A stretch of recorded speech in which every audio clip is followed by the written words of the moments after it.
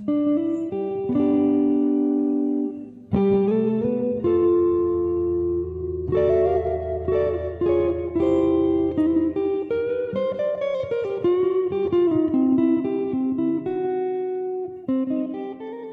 everybody, welcome back to Mary Bird's Backyard Garden. I'm Jeff. And I'm Mary. And we are here with another exciting episode of the Mary Bird Backyard Garden podcast. We're migrating.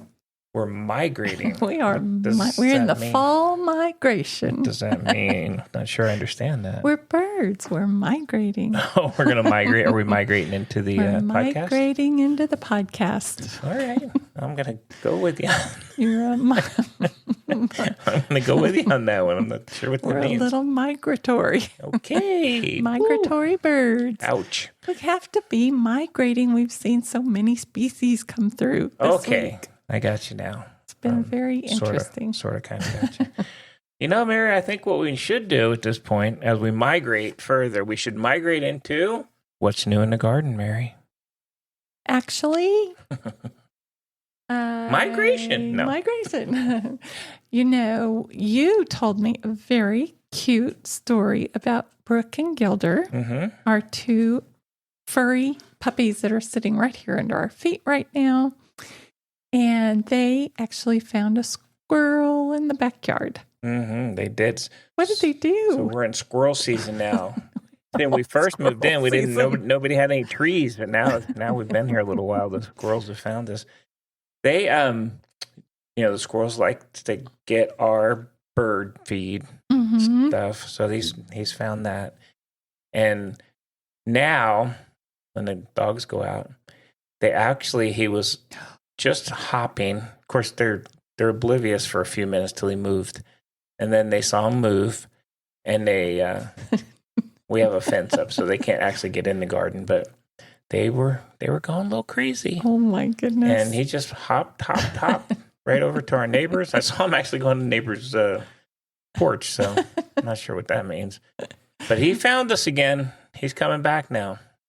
Is he a good, fat, plump, healthy looking He looks squirrel? pretty good. We've seen him on the ground. Good. He likes to pick the stuff off the ground. And the birds kick it out so much. The birds kick it out for him, so they're not helpful. But yeah. I think that's funny. I know. Well, you know what? I don't know. I'm assuming if there's one, there's more than one, but I don't know. Probably. I don't know how the squirrel things work. I would assume that there is. Yeah, I would too. So now we got to kind of look out for a second before we open the door. I have to tell you guys, this is pretty hilarious, though. We've had a couple skunk episodes, as everyone here knows, with our dog, Brooke. And so these days, what we have to do is we turn the back porch light on when it begins to be dusk, and it stays on now because we think one of the problems happened on the porch. Yes, it did. I think it did. Anyways, we have an extra powerful flashlight that we go and get, and before the dogs are let outside at night, we go search the backyard with the flashlight. We do. And then we open the door for the dogs. Do the reconnaissance mission. It's a production. I know. It's ridiculous. It's ridiculous. But I don't want this. I don't want that smell on the dogs either. No. Because it takes a long time to go away. It does. So. It's pretty amazing. Yeah, they keep us hopping, these puppies. But we like them. We do. Absolutely. What else you got? This week, you and I have been indoor citizens, workers. We have. Yep. We've sort of been working on our media room and getting things organized as people generally do. And it took longer than I anticipated, but I think we're making really good headway. We're doing good. We're trying to get some of our studio redone and some of the other rooms redone. So see if we could get the flow going a little better. Yeah, it was time. It was time. It needed a good clean. But it wears you out. We're both tired. As you can maybe you can hear it in our voices. We're both tired. Oh, well, that is what's new that I have in the garden. We're coming to the end of the season. The tomatoes are starting to kind of produce less, a little bit less. And there's some things that are kind of falling away. There are some things that are blooming like so gorgeous. Our fall aster has popped, and the purple on that fall aster is so vibrant. It's not a dull, dark purple whatsoever. It is, I don't even know the right word to describe it, but it is almost neon in color with a little yellow center. I just love that plant. I really wait for it all year, and then fall it shows its beautiful. It looks really good. Beautiful. And our okra is about 10 feet tall. They're kind of cool. I told Mary, I said, let's let them go see how high they get. It's shooting out okra everywhere. It looks like a little hedgehog. Oh man, it's tall. A couple of them are really. They are actually probably higher than 10 feet. I'm pretty tall. Pretty sure I would need a step ladder. Yeah, you would. You wouldn't to get be able up to reach there. it. I will. I will need a step ladder. It's kind of fun. To get up It's there. kind of fun to watch them. It is fun. Yeah, they're cool looking. Now, the one thing that hasn't happened for me this year is our Roselle hibiscus has not produced flowers. I'm going to have to put a little research into that, but the plant looks beautiful. It's done very well. Okay. And so next year, I really want to encourage it to produce flowers. Well, you're talking to it nice. I will. It might do that. A little encouragement goes a long way, Mary. A little bit earlier this year, we planted some Pride of Barbados in place of some roses that we took out. Mm-hmm.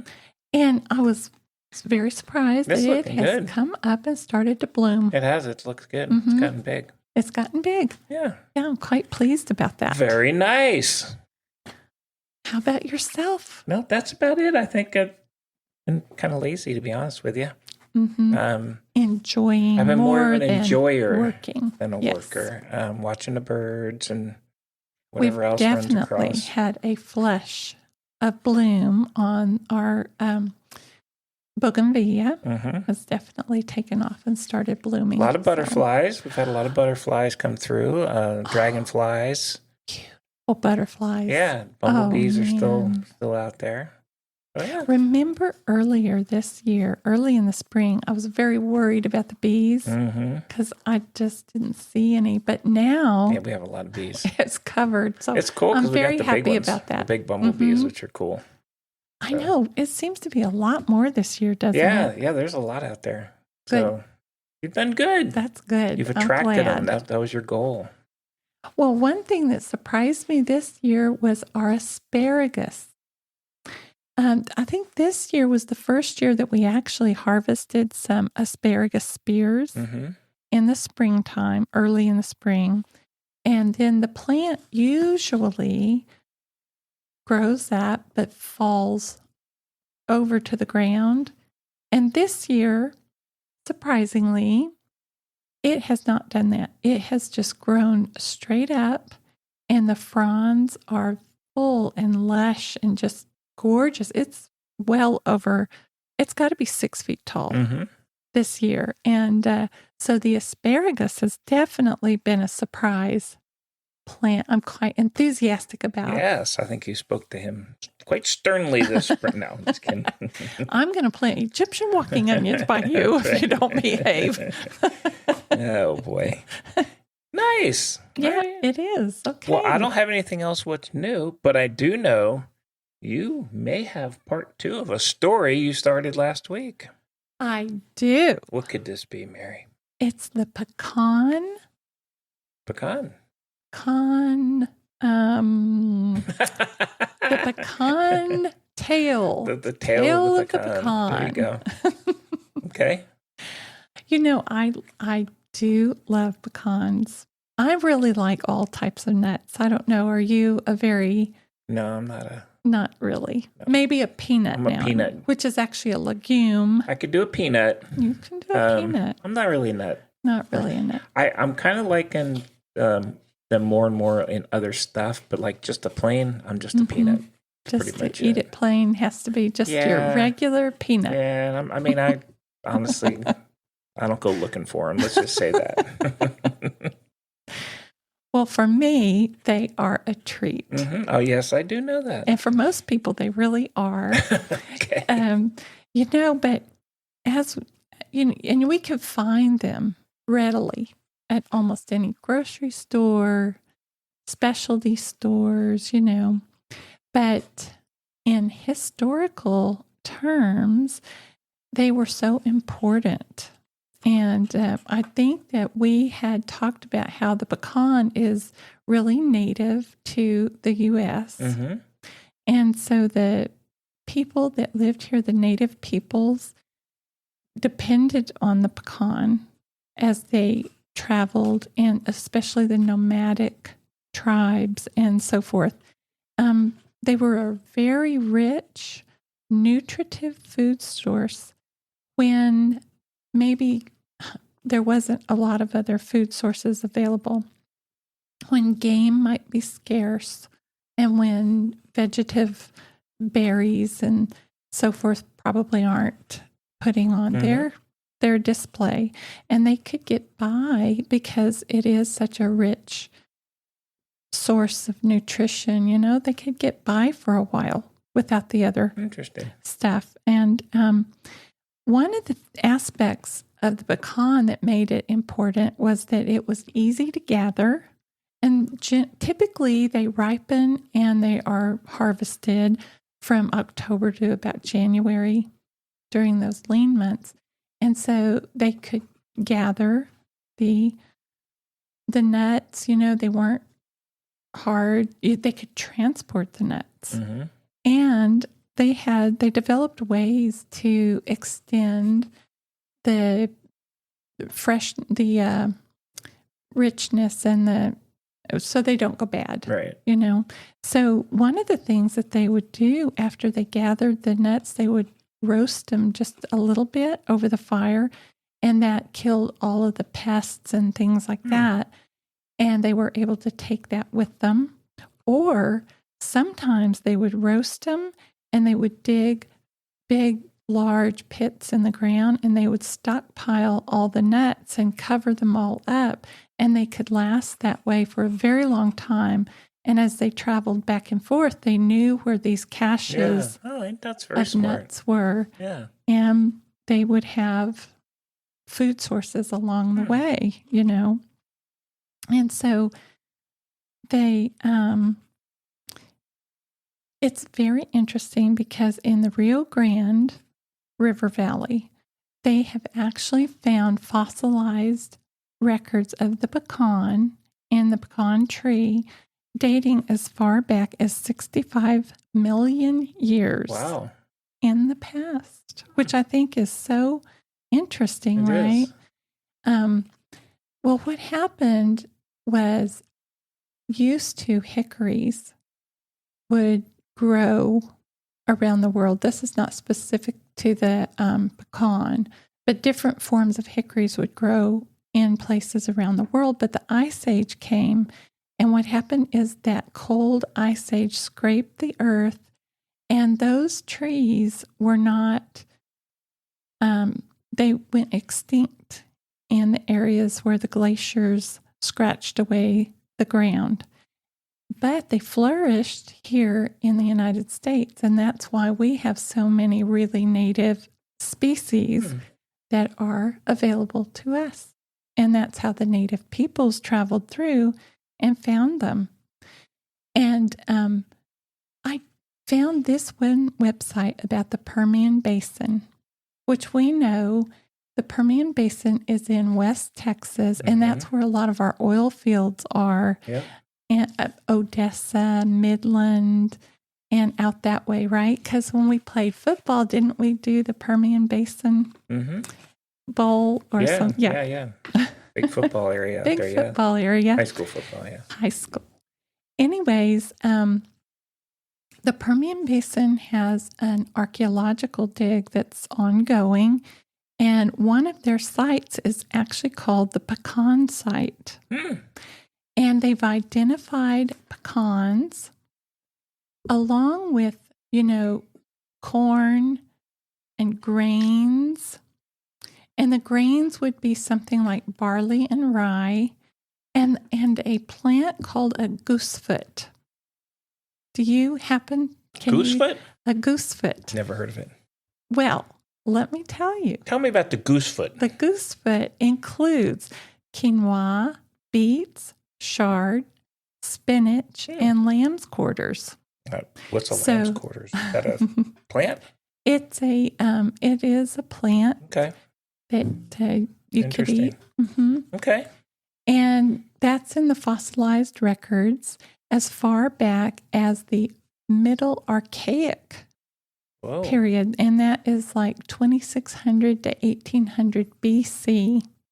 I think that's pretty interesting, right? It is interesting. Yeah, that's one of the sites. You could go out and look on the website, the Permian Basin Archaeological site, and find out information about that, which is interesting. It shows how they are excavating and studying it.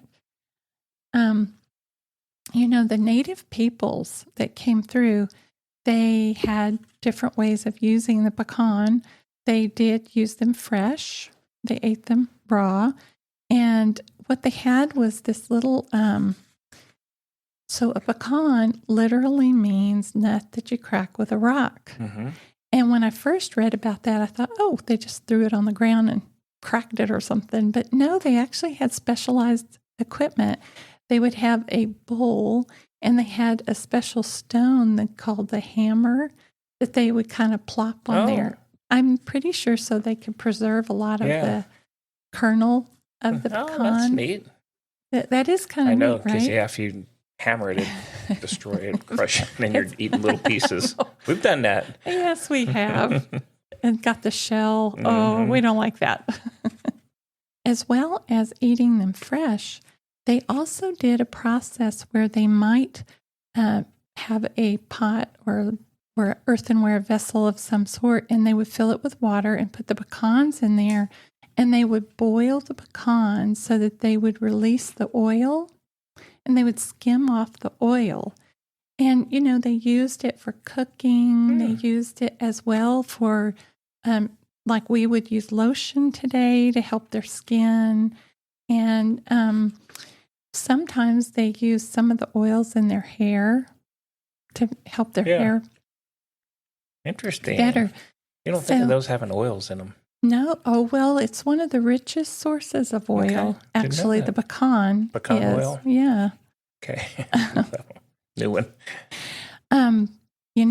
Something that the native peoples did is they ground it into a flour. They would bake breads with it, and they would put it in some of their other foodstuffs, which I think is pretty interesting. It is gluten-free.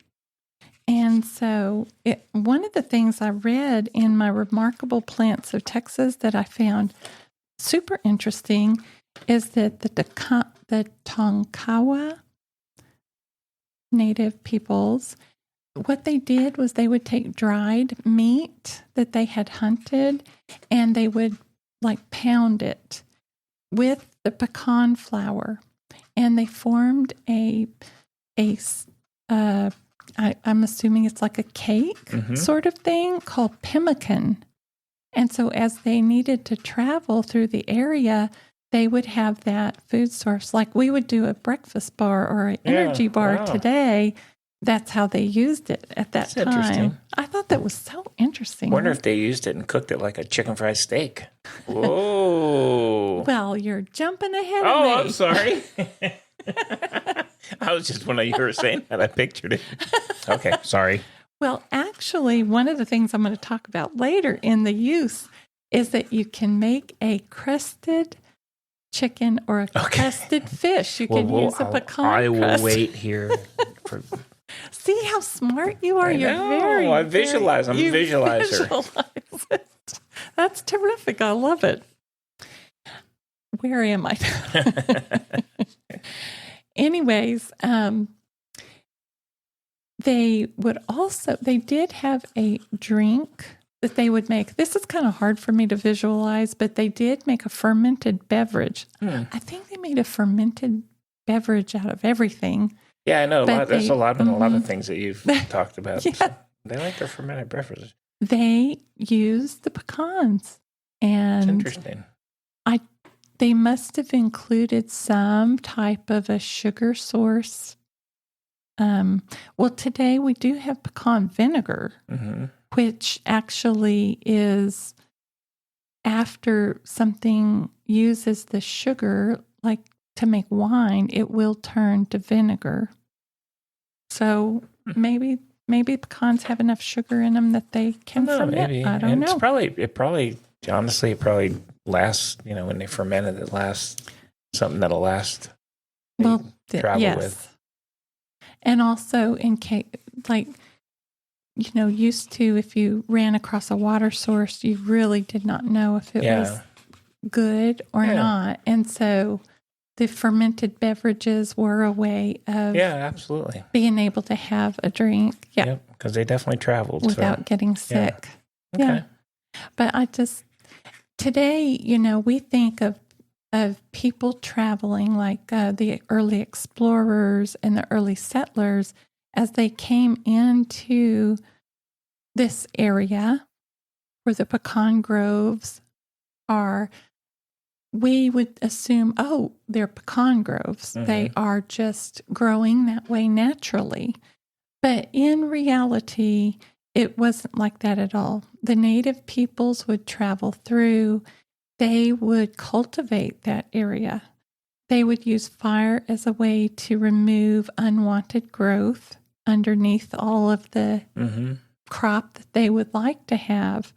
And so that went on for hundreds of years, and they did use management practices. Yeah, it's very smart. Very smart. It was, right? They knew how to use what they had. They knew how to read the land. Yeah. Very cool.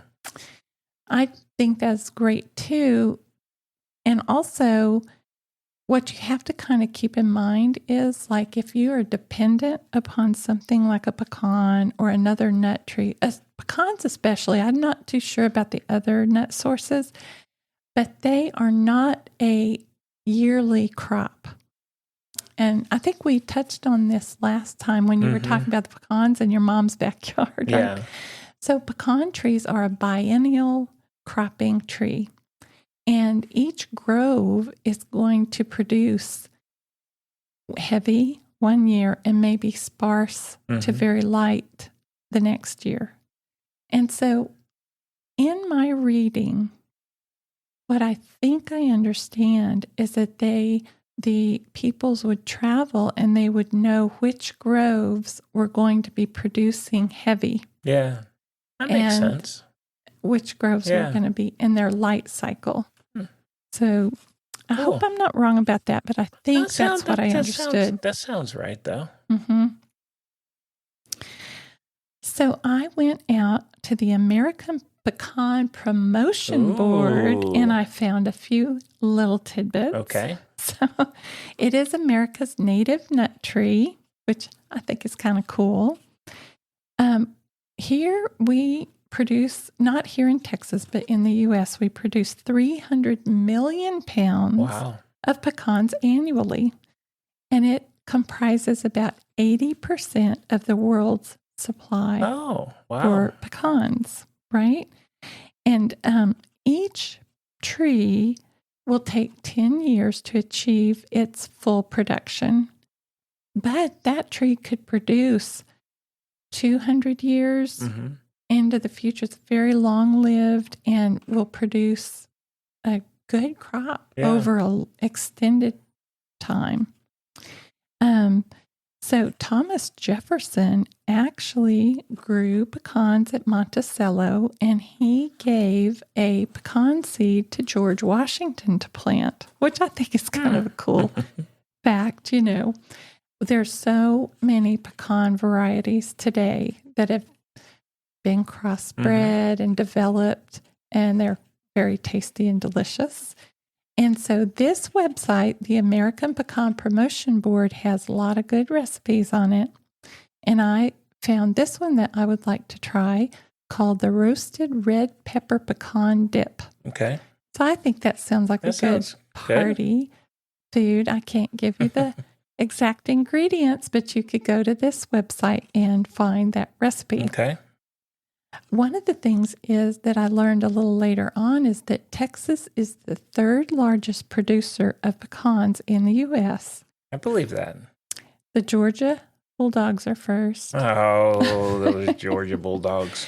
And New Mexico is second. Interesting. That is interesting, right? Although, because you think of New Mexico as deserty, but, I think we talked about the pepper. We did. I loved it. What Hatch the chilies. Hatch chili pepper. They have, and then when you drive through, at least that area, there's a lot of of growing going on. Yes. It's not as deserty as other parts of the state. So yeah, I guess the only reason I'd say Texas is a big state, though. I'm surprised and I think that pecan tree grows everywhere. Well, remember that a pecan tree has some special requirements.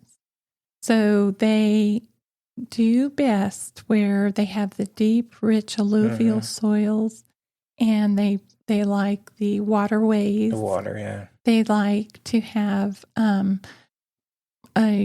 moisture level that's quite consistent. And so they really have very deep roots. Okay. They need that. All right. But there are pecan varieties that have been developed for our area. I don't think they would grow very good in 2 inches of topsoil. Oh, no. But Yeah. there are pecan varieties that have been developed for a more shallow soil. Very good. Then. From what I understand. We'll take third. We got third. So if you're going out, this is the time to start looking for your pecans because we're getting ready for holiday goodie season. Yes. And you want to go out, you want to look for your pecans that are plump, and you want them to be a golden brown color. If they're dark brown and shriveled up, pass them by. They're old. You don't want that. So when you have the pecans, you're going to store them in an airtight container. Or, you're going to store them in the packaging from this grocery if you find them there. And you're going to place them in the fridge for several months. They would keep fresh. But if you freeze them, they can last up to 2 years in the freezer. It's a lot of pecans. A lot of pecans. If you like buying your pecans with the shell on, you don't have to throw the shell away. They're really good in your compost bin. And also as a mulch, but I wouldn't walk on them barefoot. They would kind of poke They you. are, yeah, they are. They're pretty stout. They're pretty stout, but they would make a great water-retaining mulch. Okay. And now I was going to talk a little bit about what kind of things you could use your pecans for in what recipes. So, of course, everything pecan centers around a candied pecan or a good praline. My daughter was laughing at me because I called it a praline. She said, Mom.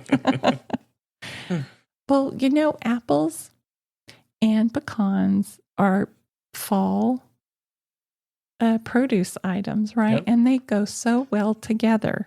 So if you're looking to do salads, you could combine apples and cranberries and pecans and your favorite salad mix and dressing. That would be really good. Another idea is to combine your apples with fennel and maybe have a little bit more savory salad. And I like pecans in my chicken salad. You do? I do. I know you do. Yeah, I really have always liked that. I remember the first time I made chicken salad. The look on your face, does this have nuts What the heck in is it? going on? But it's really good. Just a tiny bit of onion and, your mayo and pecans, of course, and celery. I like a good celery in my chicken salad. Okay. You wonder how we're so opposite. I would not want pecans or celery in my chicken salad. No. I know. Jeff is straightforward chicken salad. He likes just it. the old fashioned chicken salad. Maybe Pickle. a little onion. Yep. That's funny. One of the other things you could pair with pecans and apples would be some good salty bacon. Now, you could go for that, I think. Bacon you could go for. helps everything, of Bacon course. helps everything. And remember earlier when you were talking about having a chicken fried? Yep. Well, you sort of can do that in a way.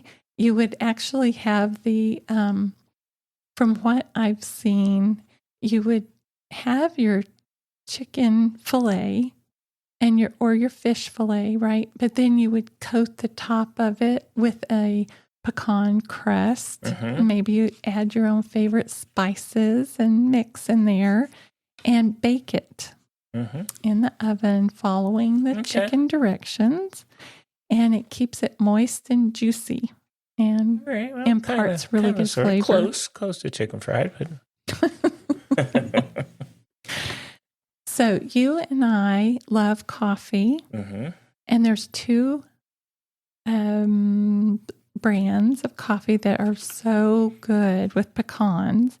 They use natural pecan flavoring. I don't believe they add artificial flavoring to it. But one of them is called Cat's Pecan Coffee. And I've only ever seen it at Central Market. Yeah, I haven't seen the Cat's coffees anywhere else besides that, Downtown Austin. But the other one is Independence Coffee Company, and it's called Madeline's Backyard Pecan. Yeah. And you can order that one off of Amazon. Yeah. We like pecan coffee. Mm-hmm. That's kind of a good, later in the day. Later in the day. Nice. Well, I did want to tell everyone another juicy little tidbit if you're interested.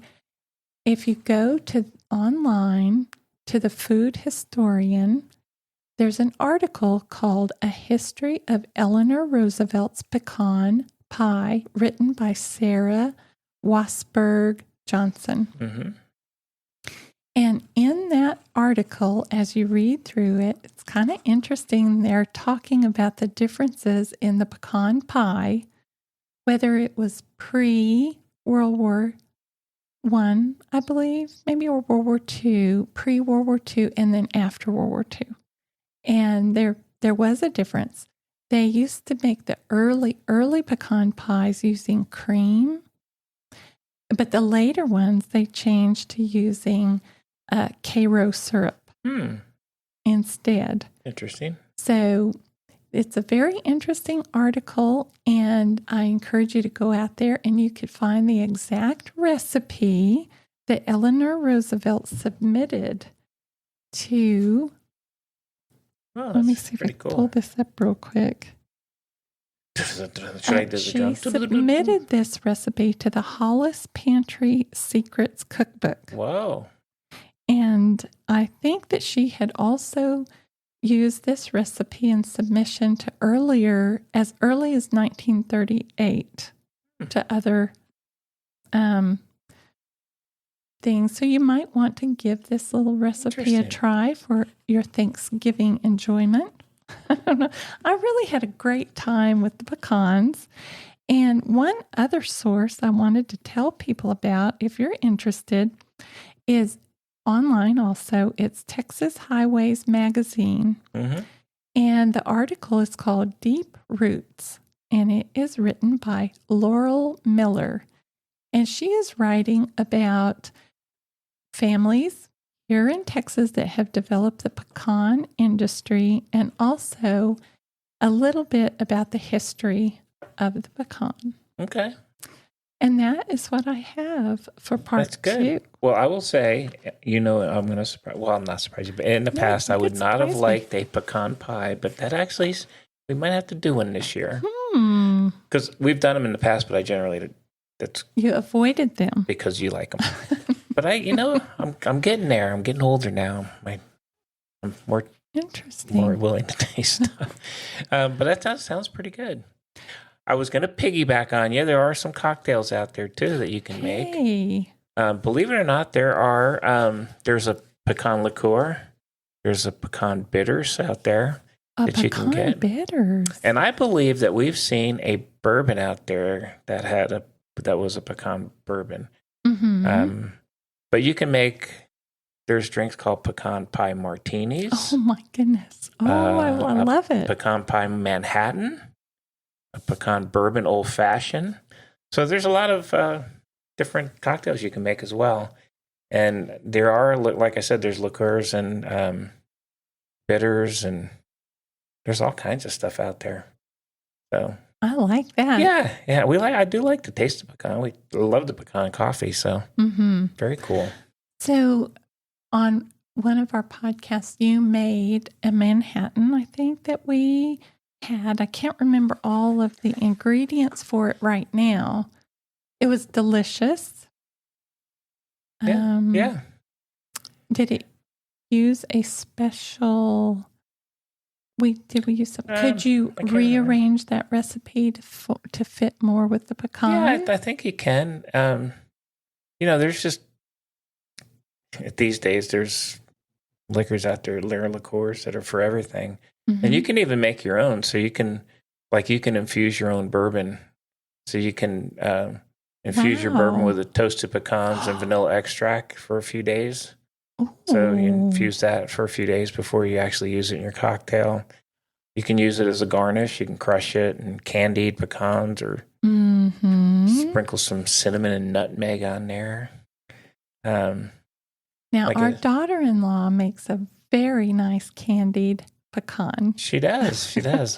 And she's on board for Thanksgiving. We might have to throw a pecan at her. Ask her to do a pecan for us.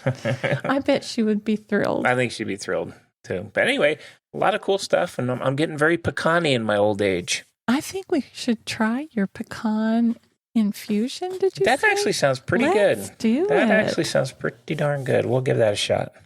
I like it that you're pecan-y. I'm very pecan-y. Very pecan-y. All right. Very good. Very piquant. Is it that time? Are we getting close to that time? We're there. Is it?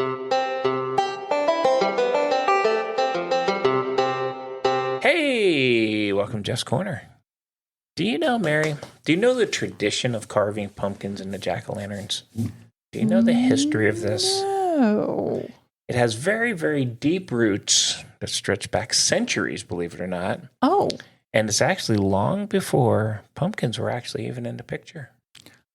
It goes back to before pumpkins? Before they were being used. So the custom began in Ireland and Scotland, where people carved turnips, potatoes, and beets to ward off evil spirits.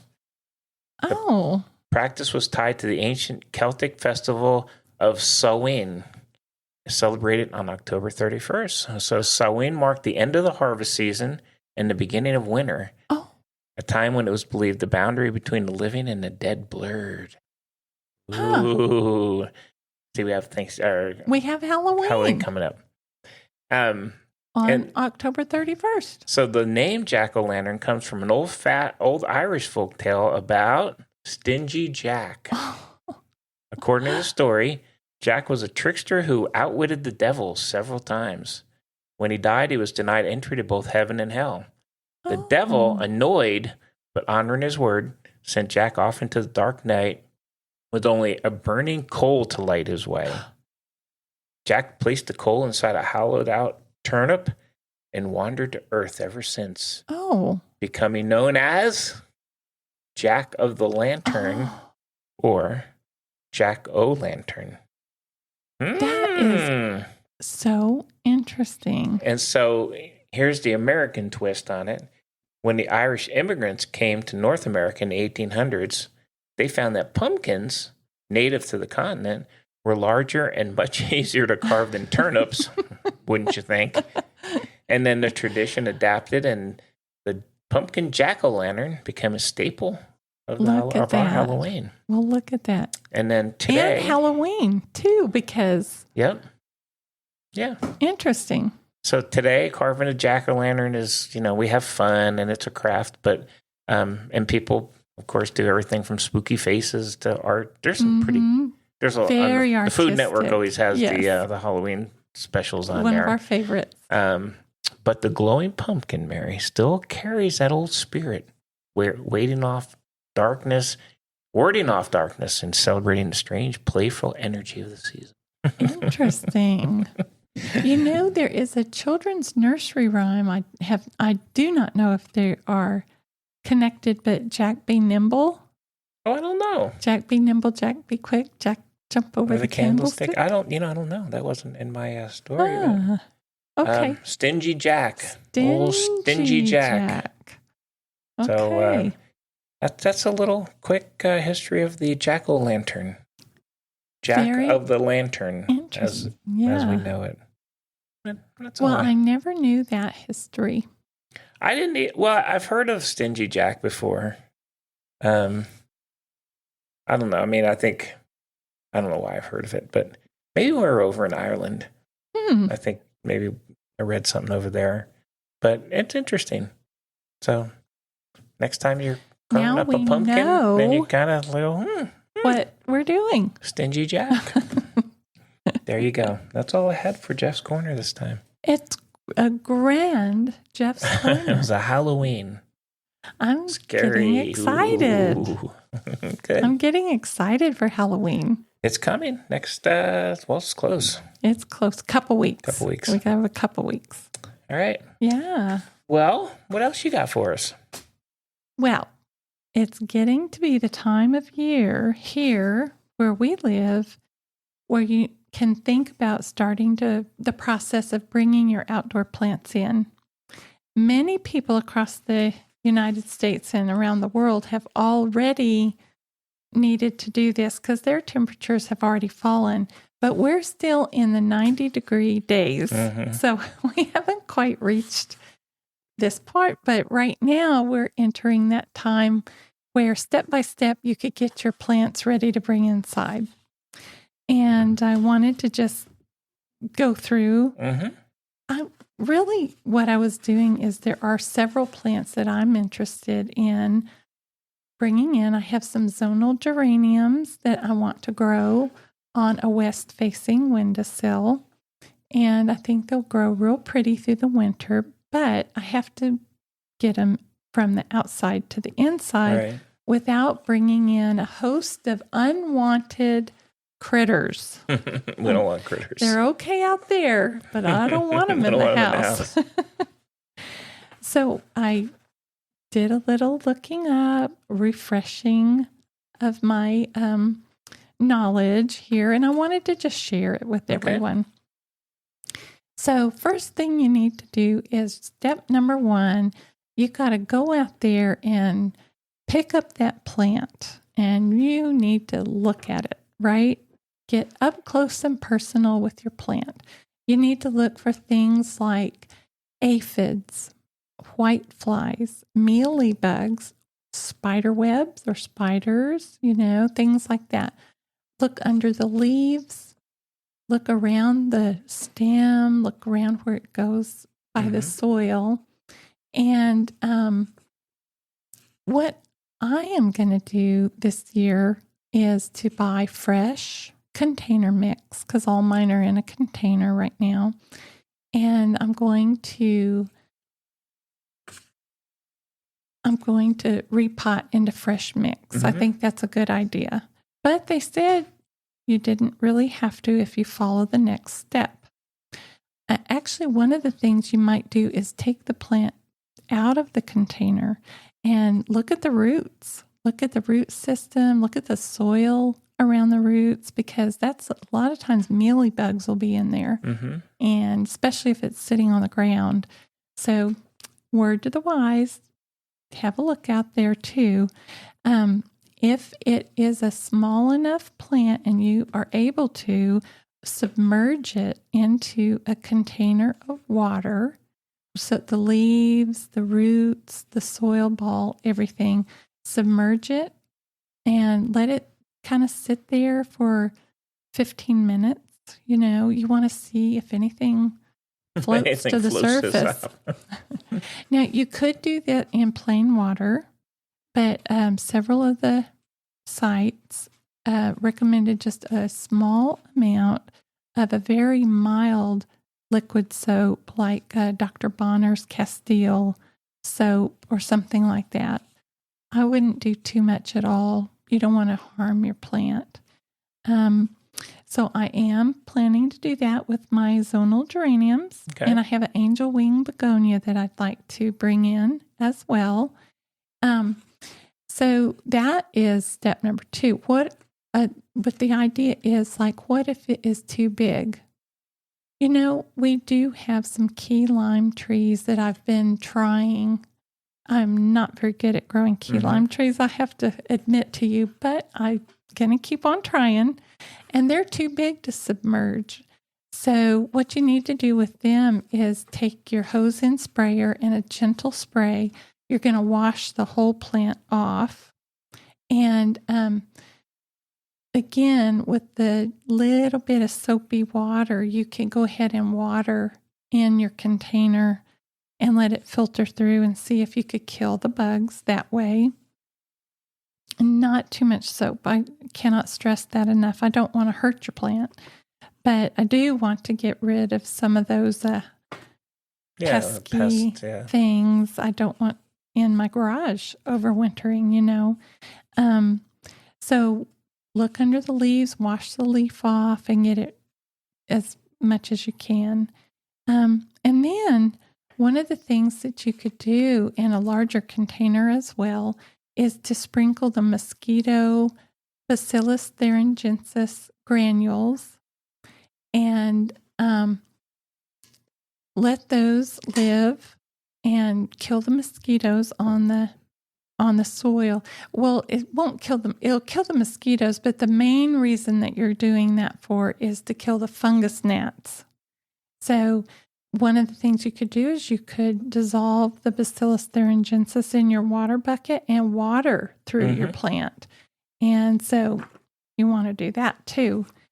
And then once you've really looked over your plant, you've removed dead leaves, dead flowers, and anything that doesn't look really good and healthy, you want to start the process of getting them ready to come indoors, because there is going to be there's a humidity difference, there's a temperature difference.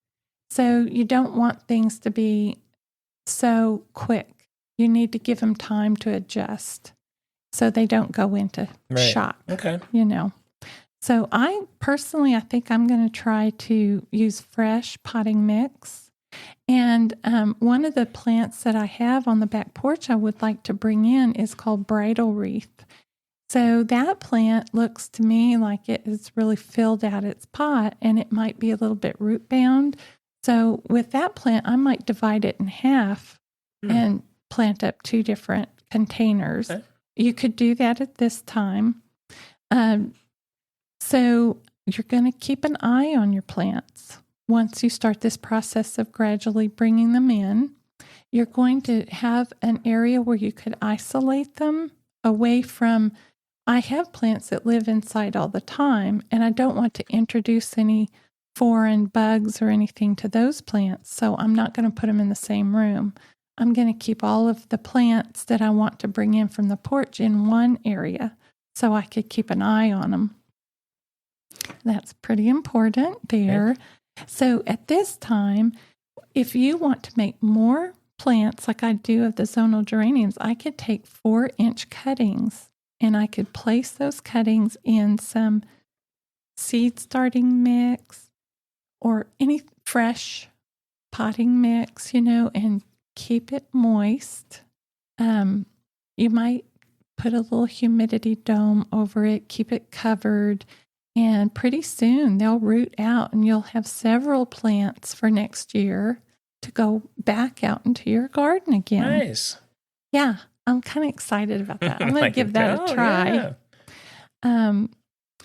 So like some of your plants, like my pepper, my chiltepin pepper, it won't flourish inside. I know that that's going to come into the garage and It'll lose its leaves. It will overwinter. But the plants I'm talking about are the ones that are kind of come into your living space and continue to grow on a window or something like that, you know.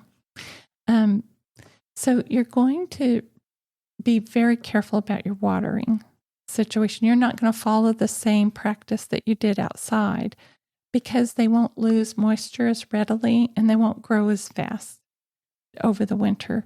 So you're going to watch your plant, let it dry till about your first knuckle, and then give it a good water, and then do that cycle of allowing it to dry again. And then don't do any plant feeding. You don't need to do any of that. Just let it grow through the winter and keep an eye out. Okay. Keep a check on them. Move them in slowly in stages and place them in the correct light requirement. Maybe you could review Jeff's topic of a light meter that he did several podcasts back. Thank you, Mary. You're very welcome, sir. Well, that sounds good. Those are good tips. Very good tips. I think it's going to be pretty. That's what we're going to be working on next week. Okay. Is starting to get the zonal geraniums ready to come in. Sounds good. So one of them, if there is any possibility that this would work, will go on to its third year. Mm-hmm. And I'm chuffed about that. I'm quite excited about that. Let's keep our fingers crossed. Fingers and toes, people. And keep that jack-o'-lantern away from it. Hey, that's Stingy Jack. That's Stingy Jack. All right. Well, very good. Anything else? No. I think we've covered quite a bit of pecan territory. I love it. I love the history on the pecans. And very good on the tips for winter. I like it. Well, I might have to give Eleanor Roosevelt's recipe a little try. Yeah. I think that would be pretty cool. All right. Well, as always, we appreciate you guys joining us here at Mary Bird's Backyard Garden. And, I wish you happy gardening. Happy gardening. And it's getting to be the cooler season somewhere. I love it. Not here yet. But Mornings are cool. So nice. Mornings are cool. But, mornings are so nice. I can't say the same for the rest of the year. But anyway, as always, we appreciate you guys joining us. If you like us, give us a like on your favorite podcast listening platform.